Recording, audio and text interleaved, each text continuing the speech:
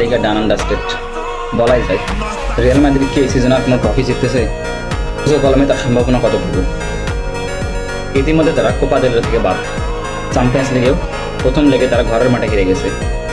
লা লিগাতে 8 পয়েন্টের ডিফারেন্স, একটা ম্যাচ কম খেলেও এখনও 6 পয়েন্টের ডিফারেন্স। যদি আজকে বার্সেলোনা জিতে যায় তাহলে ডিফারেন্সটা দাঁড়াবে 9 পয়েন্টের। বাকি 7 ম্যাচে কি 9 পয়েন্টের ডিফারেন্স কভার করা সম্ভব? আমার মনে হয় না রিয়াল মাদ্রিদ এই সিজনে কোনো ট্রফি জিতার জন্য খেলতেছে। যদি জিতার জন্য খেলতো তো অ্যাটলিস্ট লা লিগার জন্য তারা ফাইট দিত। আমি জানি চ্যাম্পিয়ন্স লিগের জন্য তারা বরাবরই ফাইট দেয়, চ্যাম্পিয়ন্স লিগে আলাদা লেভেল, কিন্তু আমার মনে হচ্ছে এই সিজনেও রিয়াল মাদ্রিদ কোনো ট্রফি ছাড়া সিজন শেষ করবে। প্রথমে তাদের কোপা দা সুপার স্পেনিয়া থেকে বাদ, দেন কোপা দেল রে থেকে সেকেন্ড ডিভিশনের ক্লাবের সঙ্গে হেরে বিদায়।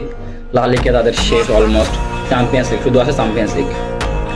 এখন রিয়াল মাদ্রিদের ফ্যানরা বলতেই পারে বা আমরা বলতেই পারি রিয়াল মাদ্রিদ তো চ্যাম্পিয়ন্স লিগে আলাদা লেভেল, লা লিগা যাই করুক না কেন রিয়াল মাদ্রিদ চ্যাম্পিয়ন্স লিগে ভালো খেলবে।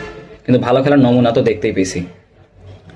প্রথম লেগে বার্নাবেউতে 2-1 গোলে হেরেছে। সেকেন্ড লেগটা কাজ করতে হবে, আয়ানের মাঠে যায় তাকে কম করে 1 গোলের ব্যবধানে জিততে হবে বা 2 গোলের ব্যবধানে জিততে হবে। কিন্তু এটা কি সহজ কাজ?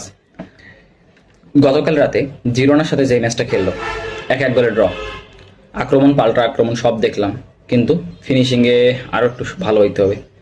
ডেভেলপ ভাঙার জন্য তাকে ফেদে ভালভার্দের উপর নির্ভর করতে হচ্ছে। কিলিয়ান এমবাপ্পে, ভিনিসিয়াস, বেলিংহাম আমরা কিছুই করতে পারতেছে না। যদি রিয়াল মাদ্রিদ গোলকিপার লুনিন ভালো কিছু সেভ না করতো তাহলে মনে হয় রিয়াল মাদ্রিদ আজকে ম্যাচটা হেরে যেতেও পারত। যদি shorts on target, ball position সব কিছুতেই রিয়াল মাদ্রিদ আগায়, তারপরও রিয়াল মাদ্রিদের খেলার কিছু একটা যেন মিসিং। এমবাপ্পে আসার পরে কি রিয়াল মাদ্রিদ এমন অবস্থা হয়েছে? এমবাপ্পে যখন পিএসজি ছাড়লো তখন পিএসজি চ্যাম্পিয়ন্স লিগ জিতলো। চ্যাম্পিয়ন্স লিগ জেতার জন্য যে এমবাপ্পে রিয়াল মাদ্রিদে আসলো, সে রিয়াল মাদ্রিদ গত 3 সিজন থেকে চ্যাম্পিয়ন্স লিগ জিতে না। এই সিজনেও জিতবে কিনা তার সম্ভাবনা নাই বললেই চলে, যেহেতু প্রথম লেগ হেরে গেছে। যদি কিন্তু মারপেস, তারপর আশা করা যায় রিয়াল মাদ্রিদ ভালো কিছু করবে। রিয়াল মাদ্রিদ ফ্যানরা কি ভাবতেছে যে এই সিজনে কিছু একটা হবে, ট্রফি জিতবে নাকি টানা 2 সিজন ট্রফি